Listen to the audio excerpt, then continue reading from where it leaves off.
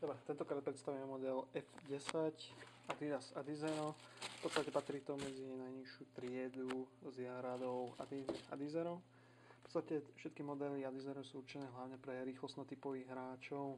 Čo sa týka F10, v podstate ide o najlacnejší z týchto variantov. Povrch kopačiek je tvorený umelou syntetikou. Čo sa týka samotnej podrážky, je rovnaká ako u F30, F50. V podstate štuple sú rozmiestnené rovnako, čo zabezpečuje tú optimálnu a čo najlepšiu trakciu. Tým pádom je lepšia samotná aj akcelerácia toho modelu. Vhodné sú hlavne na tie tvrdšie povrchy. V podstate dá sa s nimi hrať na tých mäkkých, ale môže dochádzať teda k prešmikovaniu.